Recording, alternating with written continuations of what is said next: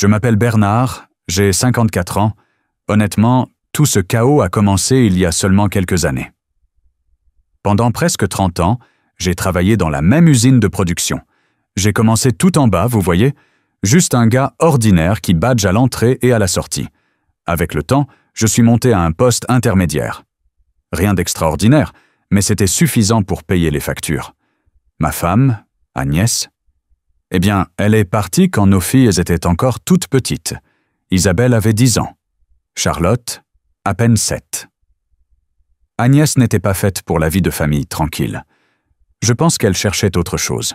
Après son départ, ses visites sont devenues imprévisibles. Parfois, elle apparaissait avec un grand sourire et de belles promesses. Et parfois, on restait sans nouvelles pendant des mois. Je me souviens d'une de ces visites. Isabelle devait avoir 14 ans. Agnès lui avait promis qu'elle viendrait à sa pièce de théâtre scolaire. Elle avait juré qu'elle ne manquerait ça pour rien au monde. Nous l'avons attendue, elle n'est jamais venue. Charlotte a pleuré. Je leur ai dit « Votre mère a ses propres combats, mais à sa manière, elle vous aime. » Mais malgré tout, ça faisait mal. La plupart du temps, je les ai élevées seules. Je n'étais pas parfait, loin de là, mais j'étais toujours là. Je voulais qu'elles aient une vie meilleure que la mienne, qu'elles aient des choix. Mon propre enfance était typique d'un foyer ouvrier, de quoi manger, un toit au-dessus de la tête, mais rien de superflu. Pas de voyage, pas de jouets coûteux. J'avais décidé que mes filles ne se contenteraient pas de ça. Alors j'ai beaucoup travaillé. Mon emploi principal à l'usine et des petits boulots à côté, je réparais des choses pour les voisins, donnais quelques conseils grâce à mon expérience en mécanique. Certaines semaines, je faisais 60, parfois 70 heures, année après année. Ce n'était pas facile, mais ça en valait la peine. Grâce à ça, j'ai pu inscrire mes filles dans un bon lycée privé. J'ai payé des cours particuliers pour les préparer au concours d'entrée à l'université. Ensuite, j'ai financé leurs études supérieures. Isabelle a même passé un semestre en Espagne dans un programme d'échange. Quelque chose que je n'aurais jamais pu imaginer pour moi. Charlotte avait besoin d'aide pour acheter sa première voiture. Je l'ai aidée sans réfléchir. Nous ne vivions pas comme des riches. Ma maison est petite, toujours le même vieux fourgon que je conduis depuis 15 ans. Mes jeans de travail tenaient parfois plus de reprises que de tissus. Mais mes filles, elles ont toujours eu tout ce qu'il fallait. Tout pour se concentrer sur leurs études, vivre une enfance normale et commencer leur vie du bon pied. Tout a commencé à changer quand elles ont eu un peu plus de 20 ans. Agnès est revenue plus souvent dans leur vie. Elle s'était remariée. Son nouveau mari, un certain Wilfried, avait l'air d'un homme à succès, ou au moins, il en donnait l'apparence. Sa propre entreprise, des costumes bien taillés, une voiture luxueuse. Avec lui, Agnès paraissait différente, plus lisse, disons. Wilfried a essayé de se rapprocher d'Isabelle et Charlotte. Il a décroché un stage à Isabelle dans une entreprise où il avait des contacts. Il a présenté Charlotte à une agence locale. Au début, je me suis dit, bon, peut-être que c'est une bonne chose pour elle. Plus de gens qui prennent soin d'elle, ce n'est pas mauvais, non? Mais j'ai vite remarqué des changements. Mes filles s'éloignaient. Les appels devenaient plus courts. Elles étaient de plus en plus occupées, souvent à cause d'activités liées à Wilfried et Agnès. Elles parlaient de la belle maison de Wilfried, des gens influents qu'il connaissait, et elles comparaient tout ça à mon modeste foyer, à ma vie discrète. Elle devait leur sembler fade. Je me souviens d'un week-end, j'avais prévu une randonnée, comme autrefois quand elles étaient petites. Juste nous trois, comme au bon vieux temps. Elles ont toutes les deux annulé à la dernière minute. Isabelle a dit que Wilfried les emmenait à un événement important. Charlotte a dit qu'elle avait un rendez-vous de réseautage organisé par Wilfried. Je n'étais pas aveugle. Je voyais bien à quel point ça faisait mal. Mais je me répétais, elles sont adultes, elles font leurs propres choix. Et pourtant, se sentir inutile, c'était dur. Et puis, les questions ont commencé. D'abord petites. Des remarques sur les gènes, sur les ressemblances. Apparemment, Agnès leur racontait toutes sortes d'histoires. Un soir, Isabelle m'a téléphoné. Sa voix tremblait, incertaine. Elle m'a demandé si je leur avais caché quelque chose à propos de leur mère, à l'époque d'avant le divorce. J'ai répondu « Qu'est-ce que tu veux dire, Isa ?» Elle a dit « Maman nous a raconté qu'elle avait eu une liaison, bien avant votre séparation. Et maintenant, elle pense que peut-être, Charlotte et moi avons un autre père biologique. » J'étais abasourdi. Oui, Agnès et moi avions eu beaucoup de problèmes. Vraiment beaucoup. Mais jamais je n'avais douté que mes filles soient les miennes. Selon Isabelle, Wilfried avait aussi participé à ces discussions. Il aurait suggéré que, pour des raisons fiscales et successorales, il pourrait les adopter, même adultes. Cela renforcerait leur place dans sa nouvelle famille, celle qu'il formait avec Agnès. Isabelle et Charlotte se mirent à utiliser des termes que je ne leur avais jamais entendus auparavant. Des choses comme structure familiale moderne et besoin de clôture émotionnelle liée à l'origine réelle. Pendant notre mariage, Agnès avait un tempérament très difficile. Quand les choses ne se passaient pas comme elle voulait, elle explosait. Elle criait, lançait des objets. Je me rappelle une fois, Isabelle devait avoir 5 ans. Agnès lui avait promis de l'emmener voir un spectacle de marionnettes. Un événement qu'un enfant n'oublie jamais. Mais la veille, une amie l'avait appelée pour l'inviter à passer le week-end à Paris. Le spectacle ? Totalement oublié. Quand j'ai essayé de lui rappeler combien Isabelle serait déçue, Agnès est entrée dans une rage folle. Elle m'a accusé de la contrôler, comme si je l'empêchais de vivre sa vie. Je revois encore la scène. La petite Isabelle, apeurée, debout au milieu de cette tempête. C'était ça, Agnès, tout en drame et en promesses non tenues. Son retour avec Wilfried semblait n'être qu'un remake de l'histoire, mais avec une nouvelle mise en scène. Avant, elle disparaissait. Maintenant, elle voulait les emmener avec elle, les arracher à moi. Un jour, quand les filles étaient adolescentes, Agnès devait les emmener acheter des affaires pour la rentrée. Elle est arrivée avec 3 heures de retard, sentait le vin et n'avait que la moitié de la somme promise. Charlotte lui a demandé doucement « Est-ce qu'on pourra quand même acheter les baskets que je voulais ?» Agnès est entrée dans une colère noire. Elle leur a crié qu'elles étaient ingrates, qu'elles faisaient tant de sacrifices pour les voir. Puis elle a jeté les billets sur la table de la cuisine et est partie, laissant les filles en larmes. Je les ai emmenées faire leurs achats le lendemain. Ça s'est toujours passé comme ça. De grandes promesses, suivies de drames, puis de déceptions. Wilfried, du moins en public, adoucissait un peu ses excès. Mais l'impression qu'elle utilisait son argent, ou plutôt celui de Wilfried, pour appâter les filles, ne m'a jamais quitté. La grande confrontation a eu lieu quelques semaines après l'appel d'Isabelle. Elles m'ont demandé à venir. Toutes les deux. Elles se sont installées sur mon vieux canapé. C'est Isabelle qui a parlé le plus. Charlotte regardait juste ses mains, sans lever les yeux. Isabelle a répété ce qu'Agnès leur avait raconté. Qu'elle aurait eu une liaison au moment de sa conception et à nouveau avant la naissance de Charlotte. Elle était presque certaine que je n'étais pas leur père biologique. « Ça la tourmente beaucoup », a dit Isabelle, « et elle veut arranger les choses. » Puis Charlotte a pris la parole. « Wilfried a tout expliqué », a-t-elle dit d'une voix douce. « S'il nous adopte, ça simplifiera les questions d'héritage. Il a dit que c'était juste une décision pratique pour notre avenir financier. » Charlotte a levé les yeux et ajouté « C'est juste une formalité juridique, papa, pour les impôts et tout ça. » Isabelle a hoché la tête. « Ce n'est rien de personnel, papa. » Et puis elle a dit la phrase qui m'a frappé en plein cœur. « Wilfried correspond mieux à notre vie aujourd'hui. Maman est plus heureuse et grâce à lui, tout s'améliore. » Je n'ai rien dit au début. Je me suis contenté d'écouter. Ma tête tournait. Après toutes ces années, tous ces sacrifices, tout se résumait à ça. Leur mère, quasi absente pendant toute leur éducation. Son nouveau mari, plein d'argent, prétendant que je ne suis pas leur père. Et elle, qui acceptait tout ça, comme si ce n'était qu'une décision rationnelle. Rien de grave, rien de personnel. Je me suis dirigé vers mon vieux classeur dans le coin du salon. Il a grincé, comme toujours. J'ai sorti un dossier que je n'avais pas touché depuis des années. Lors du divorce, Agnès avait tenté de faire croire que je n'étais pas le père d'Isabelle. Peut-être pour obtenir un avantage, ou simplement par vengeance.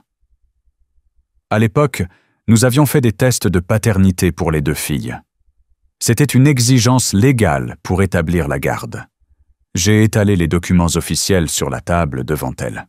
« Ça vient du divorce », ai-je dit, d'une voix calme mais lourde. « Test de paternité, validé par un laboratoire agréé. Vous êtes toutes les deux mes filles. » Isabelle a pris la première feuille, l'a à peine regardée, puis l'a reposée. Charlotte n'a même pas jeté un coup d'œil. « Maman dit que ces vieux tests peuvent être inexacts », a déclaré Isabelle d'un ton neutre. « Aujourd'hui, les méthodes sont bien plus avancées », a-t-elle ajouté, comme si c'était une évidence. « Wilfried a dit qu'il paierait pour de nouveaux tests si on le souhaitait », a dit doucement Charlotte. « Mais il a aussi dit « À quoi bon ? Ce qui compte, c'est qui est là pour vous soutenir. » Et en ce moment, c'est lui. L'indifférence dans leurs yeux. C'était ça, le pire. Ce n'était plus la vérité qui comptait pour elle. C'était ce qu'elle voulait croire. Ce qui était pratique. Ce qu'Agnès et Wilfried leur avaient vendu. Elles n'ont même pas pris la peine de contester les documents. Elles les ont balayés d'un revers de main, comme s'ils étaient vides de sens. La décision était prise. Ou peut-être l'avait-on déjà prise pour elle. Isabelle a même dit « Tu sais, papa, on apprécie tout ce que tu as fait pour nous en grandissant. Mais maintenant, on est adulte.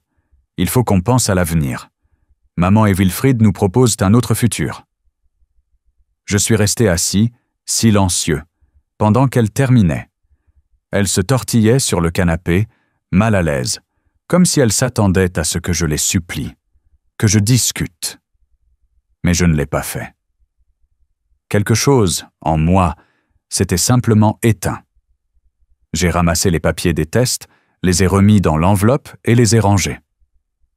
Je n'ai pas crié. Je n'ai pas fait de scène. Pourquoi faire? Leur choix était déjà fait. Je les ai regardées. Mes filles. Celles dont j'avais changé les couches. À qui j'avais appris à faire du vélo. Pour qui je veillais toute la nuit quand elles étaient malades. Celles pour qui j'avais usé mes mains jusqu'au sang. Et puis, j'ai commencé à agir. Le lendemain, j'ai pris mon téléphone. D'abord, j'ai coupé tout soutien financier. Plus de virements pour les fournitures scolaires de Charlotte. J'ai cessé d'aider Isabelle à payer son loyer dans son appartement en ville. Ensuite, j'ai appelé ma mutuelle. Je les ai retirées de mon contrat de santé. Elles sont adultes maintenant. Qu'elles prennent leur propre couverture. Puis il y a eu la voiture de Charlotte, celle pour laquelle j'étais co-emprunteur. J'ai contacté la banque et exprimé mon souhait de retirer ma signature. Ce n'était pas simple, mais faisable. Elle devrait refinancer seule ou trouver un autre garant, comme Wilfried par exemple. J'avais aussi ouvert, pour chacune d'elles, un petit livret d'épargne, en mettant de côté chaque mois au cas où. J'ai fermé ces comptes et transféré l'argent sur mon propre compte épargne personnel. Ensuite, je leur ai envoyé un message texte, identique à toutes les deux. Courtois. Clair. Il disait « J'ai bien compris votre décision concernant la famille et l'avenir. Puisque vous ne me considérez plus comme votre père, je ne participerai plus à votre vie d'adulte. Je vous souhaite le meilleur. » Puis, je les ai bloqués. Leur numéro. J'avais besoin d'espace. Je n'ai reçu aucune réponse directe de leur part. J'imagine qu'elles étaient occupées à construire leur nouvelle vie avec Wilfried et Agnès. Des mois ont passé. J'ai fini par débloquer leur numéro. Mais tout ce temps-là, silence total de leur côté. Je continuais simplement à aller à l'usine, à rentrer à la maison, à m'habituer à ce silence. Ce n'était pas facile. Chaque coin de la maison portait un souvenir. Mais je continuais d'avancer, pas à pas. Puis les choses ont commencé à changer. Pas pour moi, pour elle. D'après les quelques échos que j'entendais, il devenait clair que Wilfried n'était pas aussi fiable qu'il en avait l'air. Son entreprise principale avait subi un gros revers. Un contrat important avait capoté. J'ai appris que ces fameux contacts, ceux censés lancer la carrière d'Isabelle après son stage, s'étaient révélés sans valeur. Le stage s'est terminé. Aucun emploi à la clé. Quant à l'agence que Wilfried avait recommandée à Charlotte, elle avait perdu son plus gros client. Ses heures de travail ont été réduites, puis encore réduites. On aurait dit qu'Agnès et Wilfried s'éloignaient l'un de l'autre. Et plus important pour les filles, l'argent commençait à manquer. Tout à coup, leur fameux « autre avenir » n'avait plus l'air aussi brillant. Environ 6 mois après mon message, les appels et messages ont commencé à arriver. D'abord, des banalités.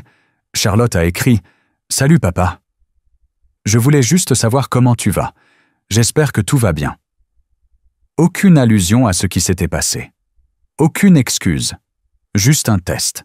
Un frémissement de reprise de contact. Une semaine plus tard, Isabelle a laissé un message vocal. « Salut papa. C'est moi. Je pensais à toi. Appelle-moi si tu veux. » Je n'ai répondu ni à l'un ni à l'autre. Et qu'aurais-je dit? Voilà où j'en suis aujourd'hui. Elles veulent parler. Après tout ce qu'elles ont dit. Après tout ce qu'elles ont fait. Après avoir choisi Wilfried et Agnès. Après avoir affirmé que je n'étais pas leur père et que Wilfried leur convenait mieux. Et maintenant que Wilfried, eh bien, voit son monde s'effondrer. Elles reviennent. Vous vous demandez peut-être pourquoi les filles ont cru Agnès si facilement. Pourquoi elles ont suivi toute cette histoire? Honnêtement, ce n'est pas si simple. Mais Agnès sait manipuler, surtout quand elle est en pleine crise. Dans ces moments-là, elle devient redoutablement convaincante. Elle déforme les faits, joue la victime, lance des accusations théâtrales. Elle a toujours été profondément égocentrique. Quand elle veut quelque chose, elle est convaincue qu'elle y a droit, peu importe les dégâts autour. Je pense que Wilfried, avec son argent et sa réussite de façade, était pour elle comme un jouet neuf et brillant. Et les filles faisaient partie du décor de cette nouvelle vie parfaite. Elle m'a probablement présenté comme un passé fade, dépassé. Et Wilfried comme un avenir lumineux. Est-ce que Wilfried était foncièrement mauvais? Je ne crois pas. Ce n'était pas un méchant caricatural, mais il était clairement complaisant. Et il a vu une opportunité. Cette idée d'adoption? Il l'a sans doute présentée comme un acte généreux, une manière de prendre soin d'Isabelle et de Charlotte. Je doute qu'il ait jamais réfléchi à ce que j'avais réellement fait pour elle, et à ce que lui aurait dû faire à ma place. Tous ces discours sur la paternité biologique, sur les avantages fiscaux, tout semblait si rationnel, si pratique. Il a aidé Agnès à construire une illusion, celle d'une famille réinventée. Les filles ont-elles montré le moindre remords avant que tout s'effondre pour Wilfried? Non, pas un soupçon. Leurs messages et appels ressemblaient à un simple retour à la normale, comme si rien de grave ne s'était produit. Comme si elles testaient l'eau juste au cas où. Pas de... Pardon? Pas de... On a compris. Seulement un froid. Salut, papa. Ça en disait long. En repensant à tout ça, j'ai tiré quelques conclusions. Je ne leur dois plus rien. L'idée de les écouter, juste pour trouver une forme de clôture émotionnelle, pour savoir si elles ont compris ce qu'elles ont fait, me semblait douteuse. Leurs actes, à eux seuls, sont une réponse. Ils ont déjà tout dit. Mais ensuite, la semaine dernière, elles sont apparues devant ma porte, sans prévenir. Elles ont juste sonné, un samedi matin. Toutes les deux. Elles avaient l'air épuisées. Les yeux d'Isabelle étaient rouges. Charlotte semblait ne pas avoir dormi depuis des jours. Elle se tenait là, sur le pas de ma porte, éreintés, comme si la vie les avait enfin rattrapés. Et à cet instant, j'ai pris une décision. Je les écouterai. Je voulais entendre ce qu'elles avaient à dire. Quand Isabelle a demandé « Papa, on peut parler ?» Je n'ai pas répondu tout de suite. Je les ai simplement regardées. Isabelle a baissé les yeux. Charlotte s'est mordu la lèvre inférieure, comme elle le faisait quand elle était petite, avant un rendez-vous chez le dentiste. Après quelques secondes, j'ai dit « D'accord, entrez, vous avez 10 minutes. » Elles ont eu l'air surprises. Elles s'attendaient sans doute à ce que je claque la porte, ou que je crie, ou que je m'effondre. Mais je me suis simplement retourné et je suis entré dans la maison. Elles m'ont suivi jusque dans le salon, celui-là même où elles m'avaient un jour dit que Wilfrid leur convenait mieux. Je ne leur ai pas proposé de s'asseoir. Je suis resté debout. Elles sont restées debout aussi, gênées, au milieu de la pièce, comme des élèves convoqués chez le proviseur. Isabelle a commencé. « Papa, on a tout gâché. » Charlotte a hoché la tête, les yeux déjà pleins de larmes. « On a été tellement stupides, » a-t-elle murmuré. Isabelle a poursuivi. « Maman, elle était si persuasive. Et Wilfrid, il présentait tout comme un rêve, comme si une vie merveilleuse nous attendait. » Elle m'a regardé, cherchant quelque chose dans mon expression. « Je voulais y croire, papa. Croire que la vie pouvait être facile, excitante, un nouveau départ. » Ah, un nouveau départ, loin de la vraie vie, loin de moi, charmant. La voix de Charlotte tremblait quand elle a parlé. Je voulais juste me sentir intégré à quelque chose de réussi. Wilfrid semblait tellement réussir. Maman était rayonnante. Je pensais... Sa voix s'est brisée. Je pensais que c'était peut-être ma chance de tout changer. Les larmes ont commencé à couler lentement sur ses joues. Elle ne sanglotait pas. Il n'y avait rien de théâtral. Juste des larmes, silencieuses. On ne comprenait pas vraiment ce qu'on sacrifiait. Pas complètement, a-t-elle dit. Elles ont continué à parler. Rien de vraiment nouveau. Juste des justifications. Comment Agnès les avait influencées. Comment Wilfrid leur avait fait de belles promesses. Comment elles s'étaient senties prises au piège, dépassées par les événements. Et comment maintenant, avec Agnès et Wilfrid, tout était devenu insupportable. Selon elles, Agnès leur menait la vie dure, les accusait d'ingratitude depuis que l'argent de Wilfrid s'amenuisait. Quant à Wilfrid, il s'éloignait, devenait indifférent, ne s'intéressait plus à ce qu'elles ressentaient. Le futur brillant qu'on leur avait promis s'était fané en un rien de temps. Je n'ai rien dit. Je ne les ai pas interrompus. Je n'ai pas tendu de mouchoir à Charlotte. Je n'ai pas posé la main sur l'épaule d'Isabelle. J'ai juste écouté. Je pense que mon visage ne trahissait rien. Quand elles se sont enfin tues, elles me regardaient. Avec espoir. Avec peur. Elles attendaient quelque chose. Un pardon, peut-être. Ou une fissure dans l'armure. J'ai pris une grande inspiration et j'ai parlé, calmement, posément. Clarifions les choses. Votre mère, cette femme qui vous a abandonné et qui a passé votre enfance à faire des promesses non tenues, a affirmé que je n'étais pas votre père. Et son nouveau mari, un homme que vous connaissiez à peine, vous a proposé de vous adopter, pour des raisons fiscales, pour créer l'illusion d'une nouvelle famille. Et vous deux, mes filles adultes, éduquées, vous avez trouvé que c'était une bonne idée? Elles ont toutes les deux sursauté, comme si mes mots les avaient frappées. Et c'était bien.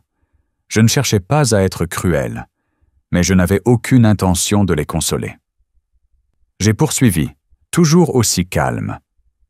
Tu dis que tu voulais un nouveau départ, Isabelle? Un nouveau départ de quoi? D'un père qui travaillait 70 heures par semaine pour que tu ne manques de rien? Elle n'a rien répondu. Elle restait là, les yeux rouges, les lèvres tremblantes. Je me suis tourné vers Charlotte. « Tu voulais faire partie de quelque chose de réussi? Et ma vie?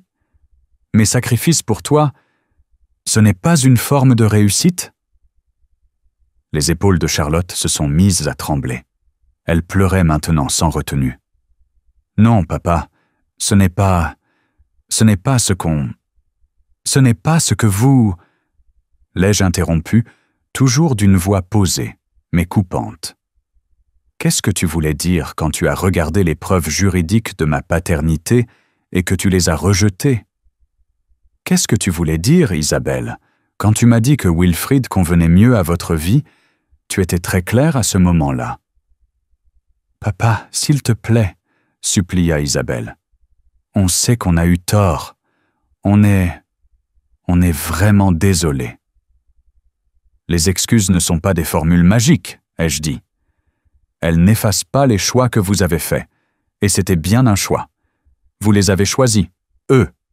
Vous avez choisi leur version. Vous avez choisi leur calcul froid à la place de décennies de vraie vie avec moi. » Maintenant, elles pleuraient toutes les deux. Je me suis arrêté. J'ai laissé le silence emplir l'air, lourd, dense. « Vous étiez dans cette pièce, » ai-je dit, en désignant les murs autour de nous, « et vous avez clairement dit que je n'étais plus votre père. » Elle ne répondait pas. Elle ne pouvait pas. « Vous êtes revenu parce que votre nouvelle vie, votre meilleure vie, s'est effondrée, » ai-je continué. « Parce que l'argent de Wilfrid a disparu. Parce que votre mère est redevenue elle-même. Vous n'êtes pas revenu quand vous pensiez que Wilfrid était votre ticket vers une vie facile. Vous êtes revenu maintenant, quand leur bouée de secours a coulé. Et vous espérez que l'ancienne bouée, moi, flotte encore. » Je les ai regardés. Vraiment regardés. Le visage d'Isabelle était pâle, tacheté. Le maquillage de Charlotte coulait. Leurs larmes ne m'émouvaient pas. « Très bien, » ai-je dit. « Voilà ma décision. » Je n'ai pas haussé la voix. Ce n'était pas nécessaire. « Vous avez raison. Vous avez perdu quelque chose. Vous avez jeté notre lien. Vous avez détruit ma confiance. Vous m'avez libéré de toute obligation d'être votre père, puisque vous avez choisi de ne plus croire en ce lien. » J'ai fait un pas en avant. « Quand vous avez quitté cette maison après notre dernière conversation, vous êtes, en réalité, devenues les filles d'Agnès, les belles-filles de Wilfrid, pas les miennes. » Silence, seulement leurs pleurs étouffés. « Vos 10 minutes sont écoulées. Il n'y a plus rien ici pour vous, ni mon temps, ni mon argent, ni mon aide. Rien. » J'ai désigné la porte. « Retournez chez Agnès et Wilfrid. Vous les avez choisis. Vivez avec ce choix. Ne me recontactez plus. C'est terminé. » Isabelle m'a regardé comme si je venais de la gifler. « Papa, tu ne peux pas dire ça. On est tes filles. » « Non, Isabelle, » ai-je répondu. « Vous l'avez dit très clairement. Vous ne l'êtes plus. J'ai des documents qui prouvent que vous êtes biologiquement mes filles. Mais c'est vous qui les avez rejetées. C'est moi que vous avez rejetées.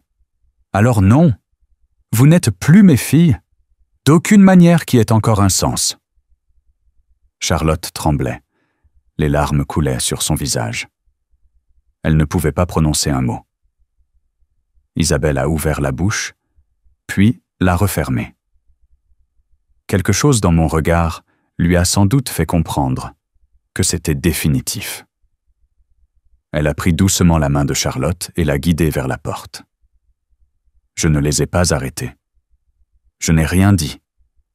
J'ai simplement regardé alors qu'elle descendait l'allée vers la voiture de Charlotte, celle-là même que j'avais aidé à financer, et qu'elles sont parties. J'ai refermé la porte derrière elles. Je ne ressentais pas de tristesse. Je ne ressentais plus de colère non plus. Je ressentais le silence. Comme si la tempête était enfin passée, et que l'air redevenait pur. Calme. Frais. Il y avait de la dureté dans mes paroles. Je le sais. Mais c'était la vérité en laquelle je crois. Elles ont brûlé ce pont bien avant de vouloir le retraverser. Je n'ai fait que confirmer qu'il ne restait plus rien à sauver. Je ne sais pas ce qu'elles vont faire maintenant. Et, pour être honnête, ce n'est plus mon problème. 1 an s'est écoulé depuis cette dernière conversation. Je n'ai reçu aucun mot d'Isabelle ni de Charlotte, aucun appel, aucun message, pas même une lettre transmise par un tiers. Apparemment, elles ont pris mes paroles au sérieux. Ou peut-être qu'Agnès et Wilfried les tiennent désormais en laisse plus serrée. Ou alors, elles ont trouvé une nouvelle combine, une nouvelle échappatoire à leur vie qui s'effondre. Je n'en sais rien. Je n'ai pas cherché à savoir. Je n'ai posé aucune question. Certains diront peut-être que je suis devenu insensible, mais je leur ai consacré plus de 20 ans.